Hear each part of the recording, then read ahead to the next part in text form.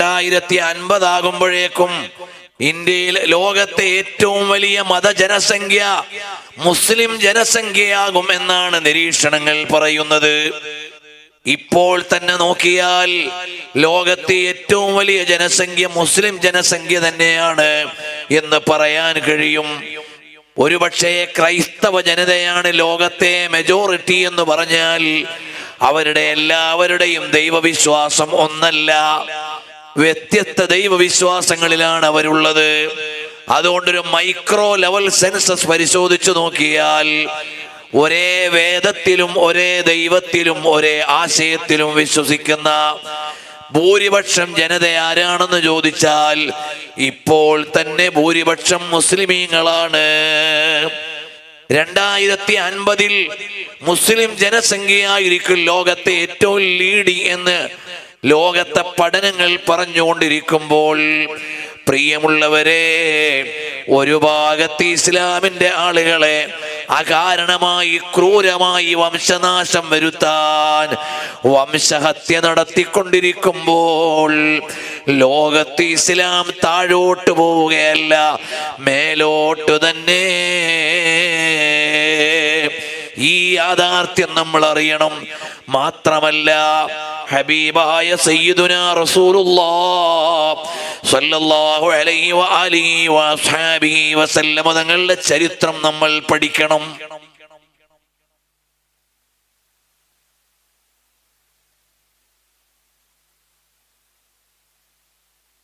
ചരിത്രം നമ്മളെ പഠിച്ചു നോക്കിയാൽ നബി സല്ലല്ലാഹു അലൈഹി വസല്ലം തങ്ങൾ പ്രതിസന്ധിയുടെ മുഴുവനും ഘട്ടത്തിലും സ്വഹാബികളോട് സംസാരിച്ചത് പ്രതീക്ഷയെ കുറിച്ചായിരുന്നു. പ്രതിസന്ധികളുടെ മുഴുവൻ ഘട്ടങ്ങളിലും നബി സല്ലല്ലാഹു അലൈഹി വസല്ലം തങ്ങൾ സംസാരിച്ചത് പ്രതീക്ഷയെ കുറിച്ചാണ്. ഹബീബായ സല്ലല്ലാഹു അലൈഹി വസല്ലം തങ്ങൾ പവിത്രമായ മദീനയിൽ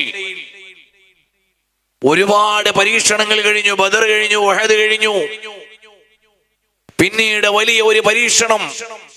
അന്ന് ലോകത്തുണ്ടായിരുന്ന മുഴുവൻ വൻശക്തികളും ഒരു ഭാഗത്തേക്ക് തിരിഞ്ഞു. മുഴുവൻ വൻശക്തികളും, അന്ന് ലോകത്തുണ്ടായിരുന്ന മുഴുവൻ വൻശക്തികളും നബി സല്ലല്ലാഹു അലൈഹി വസല്ലം തങ്ങൾക്കും മദീനക്കും നേരെ തിരിഞ്ഞു. ആ മദീനക്കെതിരെ ലോകത്ത് അന്ന് അടുത്തുള്ള മുഴുവൻ വൻശക്തികളും റോമും ഖുറൈശികളും എല്ലാവരും ഒരുമിച്ച് കൂട്ടിയിട്ട് ഒരു സഖ്യസേനയുണ്ടാക്കി, അഹ്സാബ്.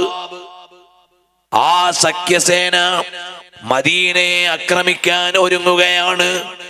മദീന എന്ന് പറഞ്ഞാൽ ചെറിയ ഒരു പ്രദേശമാണ്, വിസ്തൃതി കുറഞ്ഞ ഒരു പ്രദേശമാണ്. ആ വിസ്തൃതി എവിടം വരെ എന്നറിയണമെങ്കിൽ അറിയുമോ?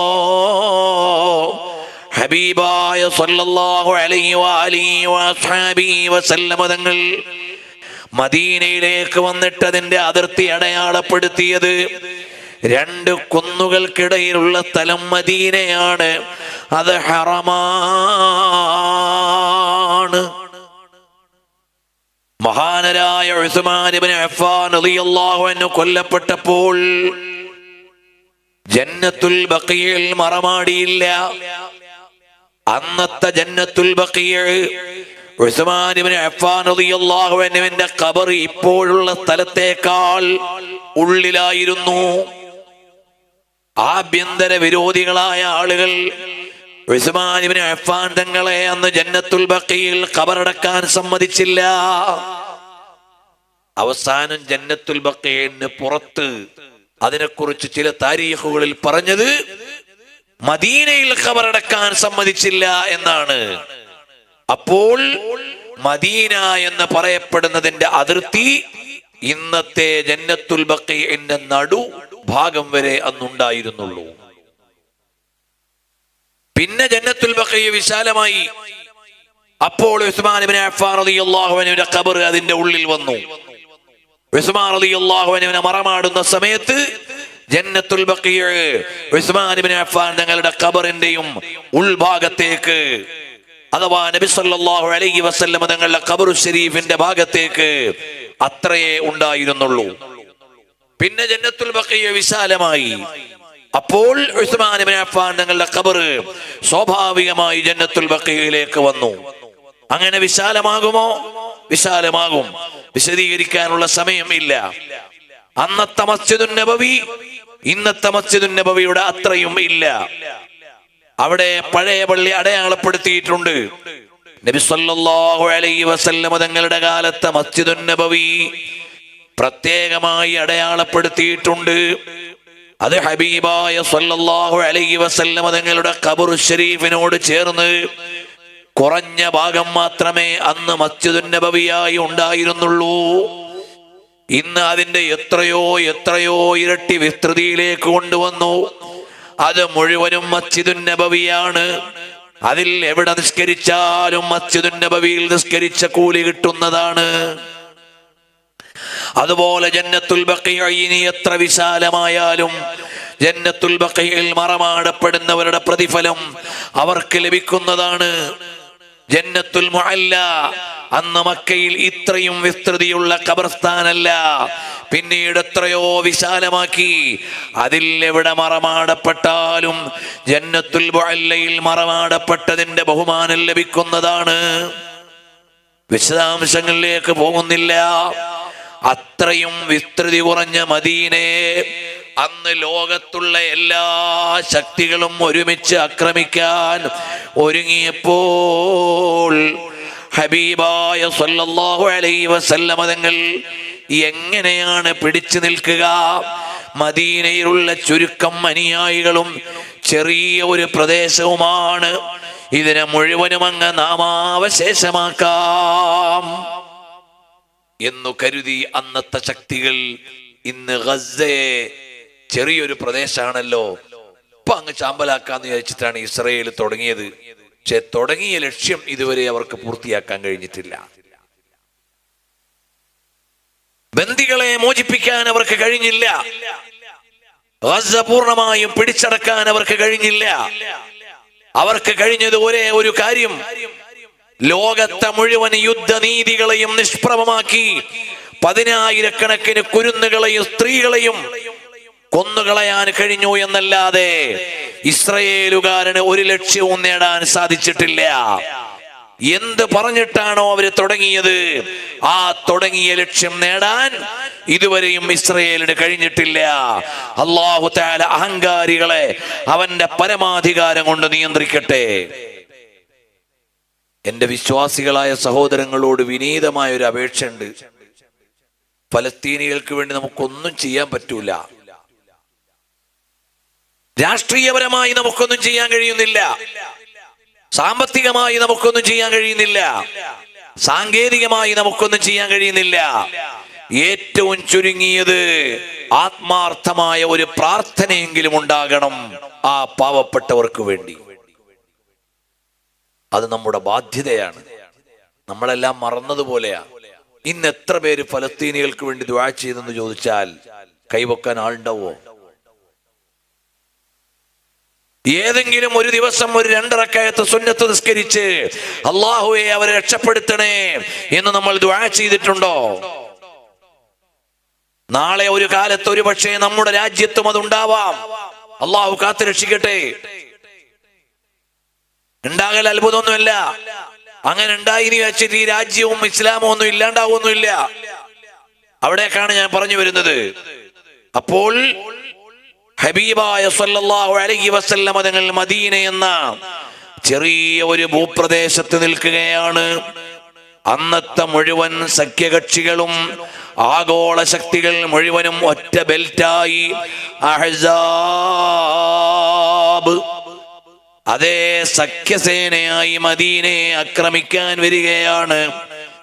ഉടനെ സൽമാനുൽ ഫാരിസി റളിയല്ലാഹു അൻഹു പറഞ്ഞു, യാ റസൂലല്ലാഹ്, അല്ലയോ ഹബീബായ തങ്ങളെ, എന്റെ പക്കൽ ഒരു യുദ്ധമുറയുണ്ട്. അത് ഞങ്ങൾ പേർഷ്യക്കാർ ഉപയോഗിക്കുന്ന ഒരു യുദ്ധമുറയാണ്. അത് നമ്മുടെ അതിർത്തിയിൽ വിശാലമായ ഒരു കിടങ്ങ് കീറലാണ്. ആ കിടങ്ങ് കീറിയാൽ അതുവഴിയുള്ള ശത്രുക്കൾക്ക് ചാടി നമ്മുടെ ഉള്ളിലേക്ക് വരാൻ കഴിയില്ല. അങ്ങനെ ഒരു കിടങ്ങ് കീറിയിട്ട് നമ്മൾ പ്രതിരോധിച്ചാലോ? നബി സല്ലല്ലാഹു അലൈഹി വസല്ലം തങ്ങൾ സമ്മതം നൽകി. സ്വഹാബികൾ കിടങ്ങ് കീറാനിറങ്ങിയപ്പോൾ വിശപ്പടക്കാനുള്ള ഭക്ഷണം സ്വഹാബികളുടെ കയ്യിലില്ല. അറിയുമോ, നേരെ നിവർന്നു നിൽക്കാൻ പല സ്വഹാബികൾക്കും കഴിയുന്നില്ല. അങ്ങനെ അവർ പള്ളയിൽ കല്ല് വെച്ചു കെട്ടി. അങ്ങനെ വിശപ്പറിയാതെ നിവർന്നു നിൽക്കാൻ വേണ്ടി വെച്ചുകെട്ടുന്ന കല്ലിന് അവർ പ്രയോഗിക്കുന്ന പേര് മുഷ്ബിഅ എന്ന് ശറഹു ശമാഇലിൽ കാണാം. അങ്ങനെ കല്ല് വെച്ച് കെട്ടിയിരിക്കുകയാണ്. നബി സല്ലല്ലാഹു അലൈഹി വസല്ലം തങ്ങൾ 2 കഷ്ണം കല്ല് വെച്ച് കെട്ടിയിട്ടുണ്ട്. കാരണം അവിടുന്ന് എത്രയോ ദിവസമായി വയറ് നിറച്ചിട്ടില്ല, ഭക്ഷണം കഴിച്ചിട്ടില്ല. അങ്ങനെ നിൽക്കുമ്പോൾ, കിടങ്ങി കീറി ഒടുങ്ങാനാകുമ്പോൾ ഒരു പാറ എത്രയായിട്ടും പൊട്ടുന്നില്ല. അവസാന സ്വഹാബികൾ വന്നു നബി സല്ലല്ലാഹു അലൈഹി വസല്ലം തങ്ങളുടെ അടുക്കലേക്ക്. ഓ പ്രവാചക പ്രഭോ, ഇതായി കിടങ്ങ് കീറിയപ്പോൾ ഞങ്ങൾക്കൊരു കല്ല് പൊട്ടിച്ച് മാറ്റാൻ കഴിയുന്നില്ല. ഹബീബായ സല്ലല്ലാഹു അലൈഹി വസല്ലം തങ്ങൾ അവിടേക്ക് ചെല്ലുകയാണ്. ലോകത്ത് തുല്യതയില്ലാത്ത ലീഡറാണ്. അനുയായികളോടൊപ്പം പടക്കളത്തിലാണ്, അനുയായികളോടൊപ്പം പണിക്കളത്തിലാണ്. അങ്ങനെ ഹബീബായ സല്ലല്ലാഹു അലൈഹി വസല്ലം തങ്ങൾ അവിടെ ചെന്ന് അവരുടെ കയ്യിൽ നിന്ന് പിക്കാസ് വാങ്ങിയിട്ട് കല്ലിലേക്കൊന്നടിക്കുമ്പോൾ ഒരു വെളിച്ചം പുറത്തേക്ക് വരുന്നു. സ്വഹാബത്ത് അത്ഭുതത്തോടെ നോക്കി. രണ്ടാമത് അടിക്കുമ്പോഴും വലിയ ഒരു വെളിച്ചം വരികയാണ്. മൂന്നാമതും ഒരു വെളിച്ചം കാണുകയാണ്. സ്വഹാബികൾ ചോദിച്ചു, യാ റസൂലല്ലാഹ്, അല്ലയോ ഹബീബായ തങ്ങളെ, വല്ലാഹി ലൗലാ അൻത മഹ്തദൈനാ വലാ തസദ്ദഖ്നാ വലാ സല്ലൈനാ وأنزلا سكينة علينا. അള്ളാഹുവിന്റെ ഹബീബ് സല്ലല്ലാഹു അലൈഹി വസല്ലം തങ്ങളുടെ സന്നിധിയിൽ വെച്ച് സ്വഹാബികൾ പാടുകയാണ്, വല്ലാഹി ലൗലാ അൻത മഹ്തദൈനാ, തങ്ങളില്ലായിരുന്നെങ്കിൽ ഞങ്ങൾക്ക് നേർവഴി ലഭിക്കുമായിരുന്നില്ല. വലാ തസദ്ദഖ്നാ വലാ സല്ലൈനാ, ഞങ്ങൾ ധർമ്മം ചെയ്യുകയോ നിസ്കരിക്കുകയോ ചെയ്യുമായിരുന്നില്ല. വഅൻസിലൻ സകീനതൻ അലൈനാ, ഞങ്ങൾക്ക് നീ സമാധാനം തരണേ അല്ലാഹ്. വസബ്ബിതിൽ അഖ്ദാമ ഇല്ലാ ഖൈനാ, ശത്രുക്കളെ കണ്ടുമുട്ടുന്ന നേരത്ത് ഞങ്ങളുടെ പാദങ്ങൾ ഉറപ്പിച്ചു തരണേ അല്ലാഹ് എന്ന് പാടി നിൽക്കുന്ന നേരത്താണ്, അറിയുമോ, ഈ 3 വെളിച്ചമങ്ങ് കാണുകയാണ്. ഉടനെ നബി സല്ലല്ലാഹു അലൈഹി വസല്ലം തങ്ങൾ പറഞ്ഞു, ഒന്നാമത്തെ വെളിച്ചം അറിയുമോ മക്കളെ? ആ വെളിച്ചത്തിൽ ഞാൻ റോം കാണുകയാണ്, അഥവാ കോൺസ്റ്റാന്റിനോപ്പിൾ, അഥവാ ഇസ്താംബൂൾ തലസ്ഥാനമായ തുർക്കി പ്രവിശ്യകൾ മുഴുവനും, അന്നത്തെ ഏറ്റവും അധികാര ശക്തികളുള്ള പ്രദേശം മുഴുവനും ഞാൻ കാണുകയാണ്. അത് നാളെ നമുക്ക് അടക്കി ഭരിക്കാനുള്ള നാടാണ്. എപ്പോഴാ പറയണത്? സ്വന്തം കഞ്ഞി കുടിക്കാൻ ഗതിയില്ലാത്ത സമയത്ത്. നബി സല്ലല്ലാഹു അലൈഹി വസല്ലം നിങ്ങൾ സ്വഹാബത്തിനോട് പറഞ്ഞു, അതുകൊണ്ട് വർത്തമാനകാലത്തെ ഫലസ്തീൻ രാഷ്ട്രീയം വായിക്കുന്നവരെ, ഇത് നമുക്ക് അസ്തമിക്കാനുള്ള കാലമല്ല, നമുക്ക് വീണ്ടെടുപ്പിന്റെ കാലമാണ്. നാളെ ഈ പറയുന്ന ലോകത്തെ മുഴുവൻ ശക്തികളെയും നിഷ്പ്രഭമാക്കി ഇസ്ലാമിന്റെ ആശയം ഉയർന്നു നിൽക്കും. കാരണം എന്താണ്? ഏത് കാലത്തും ഇസ്ലാമിക ആശയത്തെ മറികടക്കാൻ ലോകത്തൊരാശയത്തിനു സാധിച്ചിട്ടില്ല. 1400 ചില്ലാനം വർഷത്തിന്റെ ഇടയിൽ ലോകത്തെന്തെല്ലാം സംഭവിച്ചു, ഏതെല്ലാം രാജ്യങ്ങളില്ലായ്മ ചെയ്യപ്പെട്ടു. ബഗ്ദാദിന്റെ തെരുവിലൂടെ എത്രയെത്ര കബന്ധങ്ങളാണ് തെറിച്ചു വീണുപോയത്. മഹാനരായ 4 മദ്ഹബ് 4 ഖലീഫമാരും ആ 4 ഖലീഫമാരിൽ 3 ഖലീഫമാരും കൊല്ലപ്പെട്ടവരല്ലേ? നിങ്ങൾ ആലോചിച്ചു നോക്കൂ. ഇസ്ലാമിന് എന്താണ്, ഏത് കാലത്താണ് സുഗമമായി ഈ സമുദായം മുന്നോട്ട് പോയത്? ഇല്ല. 4 ഖലീഫമാരിൽ 3 ഖലീഫമാരും കൊല്ലപ്പെട്ടവരാണ്. അതുകൊണ്ട് ഇസ്ലാം ഇല്ലാതെയായോ? മുസ്ലിങ്ങൾ ഇല്ലാതെയായോ? ആയിട്ടില്ല. 4 മദ്ഹബിന്റെ ഇമാമുകളിൽ 4 പേരും ജയിലഴിക്കുള്ളിൽ കഴിഞ്ഞവരാണ്. അറിയുമോ സഹോദരങ്ങളെ? ഇമാം മാലിക് റളിയല്ലാഹു അൻഹു ജയിലിൽ അടക്കപ്പെട്ടു. ഒരുപാട് പീഡനങ്ങൾ ഏറ്റുവാങ്ങേണ്ടി വന്നു. മഹാനരായ ഇമാം അബൂ ഹനീഫ റളിയല്ലാഹു അൻഹു ബഗ്ദാദിന്റെ ജയിലറയുടെ ഉള്ളിൽ കിടന്നു. വളരെയേറെ മർദ്ദനങ്ങളും പീഡനങ്ങളും ഏറ്റുവാങ്ങേണ്ടി വന്നു. മഹാനരായ ഇമാമുന ശാഫിഈ റളിയല്ലാഹു അൻഹു വിചാരണ ചെയ്യപ്പെട്ടു. ആലിമു ഖുറൈശിൻ യംലഉ തിബാഖൽ അർളി ഇൽമാ, അറിവുകൊണ്ട് ലോകത്തെ മുഴുവനും കീഴടക്കിയ മഹാൻ, പക്ഷേ കോടതിയിൽ ഹാജരാക്കപ്പെട്ട മഹാനാണ്. തുറന്ന ജയിലെന്ന പോലെ ബഗ്ദാദിൽ ദിവസങ്ങളോളം കഴിയേണ്ടി വന്ന മഹാനാണ് ഇമാമുന ശാഫിഈ റളിയല്ലാഹു അൻഹു. 4ാമത്തെ ഇമാമായ അഹ്മദ് ബിൻ ഹംബൽ റളിയല്ലാഹു അൻഹു ജയിലിൽ കിടന്നു എന്ന് മാത്രമല്ല, ചാട്ടവാറ് കൊണ്ട് അടിയേറ്റ് അടുത്ത നിമിഷം മരണപ്പെടുമെന്ന് കണ്ടപ്പോഴാണ് മഹാനവറുകളെ വീട്ടിലേക്ക് തിരിച്ചു കൊണ്ടുവന്നത്. ഈ 4 മദ്ഹബിന്റെ ഇമാമുകൾ ഇസ്ലാമിക വൈജ്ഞാനിക ലോകത്തിന്റെ കാവൽ പട്ടാളക്കാരാണ്. അവർ ജയിലിൽ കഴിഞ്ഞതിന്റെ പേരിൽ ഈ സമുദായം ഇല്ലായ്മ ചെയ്യപ്പെട്ടിട്ടില്ല. മതം പൂട്ടിവെച്ച് പോകേണ്ടി വന്നിട്ടില്ല. ഇസ്ലാമിനെ നിഷ്പ്രഭമാക്കാൻ ലോകത്തൊരാൾക്കും സാധിച്ചിട്ടില്ല. ഇനിയൊന്നു നോക്കിയാൽ പ്രിയമുള്ളവരെ, ഓരോ രാജ്യങ്ങളെയും നമ്മൾ പരിശോധിച്ചു നോക്കിയാൽ ഒരുപാട് സമയം വേണ്ടിവരും. ഇന്ന് നമ്മൾ കണ്ടുകൊണ്ടിരിക്കുന്ന ഉസ്ബെക്കിസ്ഥാനും കിർഗിസ്ഥാനും കസാക്കിസ്ഥാനും തുടങ്ങിയിട്ടുള്ള ഒരുപാട് പ്രവിശ്യകൾ ഒരു കാലത്ത് റഷ്യയുടെ കീഴിലായിരുന്നു. അതുകൊണ്ട് ആ രാജ്യത്തൊക്കെ ഇസ്ലാം ഇല്ലാതായോ? ഇല്ല. ഇപ്പോൾ ആ രാജ്യങ്ങളിലെല്ലാം ഇസ്ലാം അതിവേഗതയിൽ വളർന്നുകൊണ്ടിരിക്കുകയാണ്. സ്വതന്ത്ര രാജ്യങ്ങളായി മാറിയ ഉസ്ബെക്കിസ്ഥാനും കിർഗിസ്ഥാനും പോലെയുള്ള രാജ്യങ്ങളിൽ ഇസ്ലാമിക സമൂഹം കൂടുതൽ വിജ്ഞാനം നേടിക്കൊണ്ടിരിക്കുന്ന കാലം. അവർ വൈജ്ഞാനികമായി വളരുകയാണ്. എന്തിനേറെ, ലോകത്ത് രചിക്കപ്പെട്ട കിതാബുകളിൽ ഏറ്റവും ആധികാരിക കിതാബായ അസഹുൽ കുതുബി ബഅദ കിതാബില്ലാഹ്,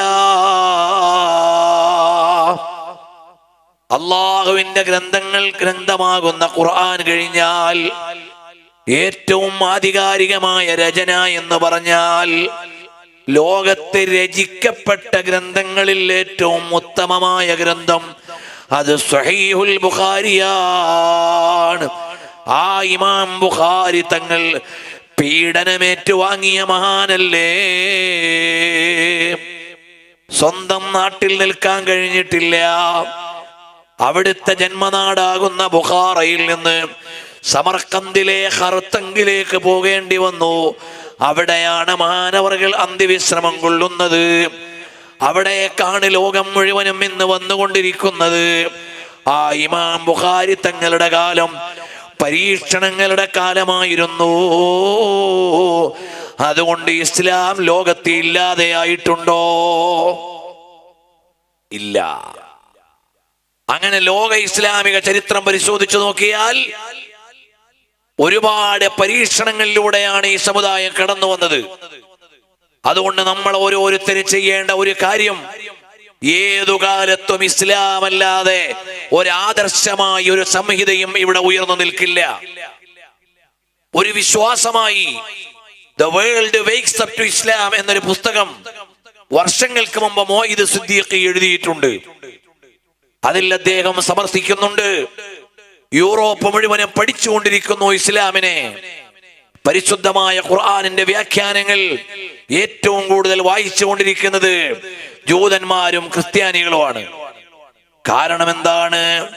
അവർക്കറിയാം ലോകഗുരുവായ സല്ലല്ലാഹു അലൈഹി വസല്ലം തങ്ങൾ, മുഹമ്മദ് നബി സല്ലല്ലാഹു അലൈഹി വസല്ലം തങ്ങൾ സത്യപ്രവാചകനാണ് എന്ന് അവർക്കറിയാം. ഖുർആൻ സത്യവേദമാണെന്ന് അവർക്കറിയാം. ഹദീസുകൾ സത്യസന്ധമായ വിവരങ്ങളുടെ സ്രോതസ്സാണ് എന്നവർക്കറിയാം. അവരാ ഖുർആനിലും ഹദീസിലും പറയപ്പെട്ട കാര്യങ്ങളെ ആശയം കൊണ്ട് തോൽപ്പിക്കാൻ കഴിയാത്ത കാരണത്താൽ ആയുധം കൊണ്ടോ ആരോപണം കൊണ്ടോ മറ്റേതെങ്കിലും സാമൂഹികമായ പ്രതിസന്ധികൾ ഉണ്ടാക്കിയോ മറികടക്കാൻ അവർ ശ്രമിച്ചുകൊണ്ടിരിക്കുകയാണ്.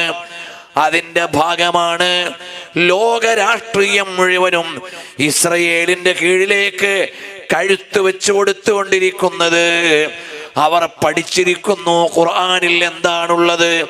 നാളെ ഇവിടെ ഈസാ അലൈഹിസ്സലാം വരും, ഇമാം മഹ്ദി വരും. അതേറ്റവും അറിയുന്നവർ ഒരുപക്ഷെ ഒരുപാട് മുസ്ലിമീങ്ങളെക്കാൾ ഇവിടെയുള്ള ജൂത ക്രൈസ്തവ പണ്ഡിതന്മാർക്കാണ്.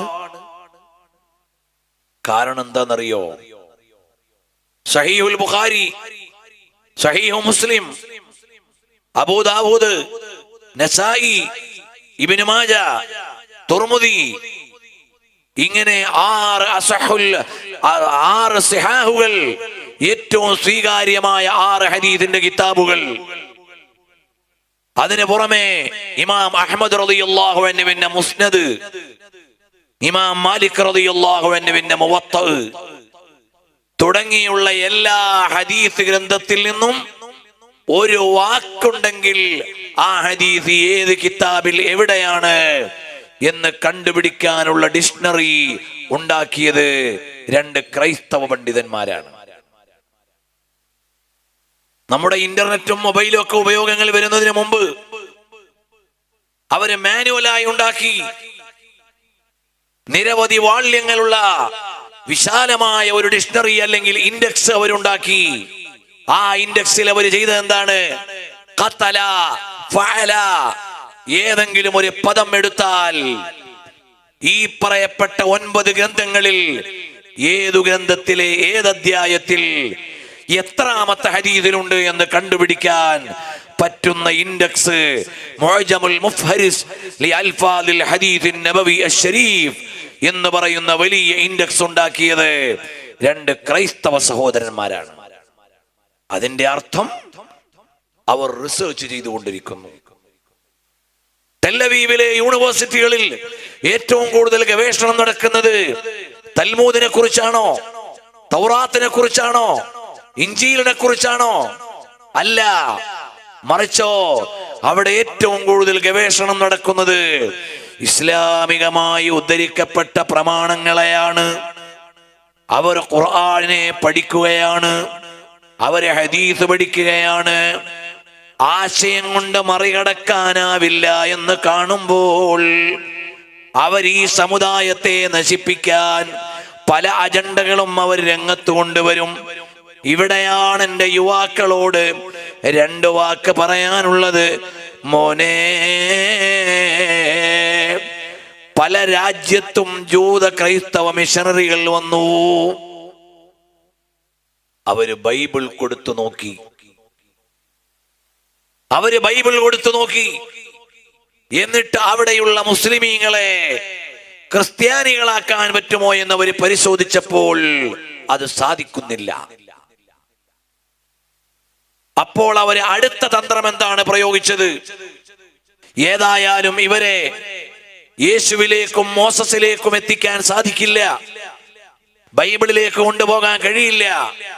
എന്ന് വന്നപ്പോൾ അവർ യൂറോപ്പ് ഉപയോഗിക്കുന്ന ഒരു തന്ത്രമാണ് മുസ്ലിം രാജ്യങ്ങളിൽ, മുസ്ലിം സമൂഹങ്ങളിൽ, മുസ്ലിം യുവാക്കളിൽ ഇസ്ലാം വിരോധിച്ച കാര്യങ്ങൾ വൈകാരികമായി അവരെ സ്വാധീനിക്കണേ. ഇതവരുടെ ടാർജറ്റാണ്, അവരുടെ ലക്ഷ്യമാണ്.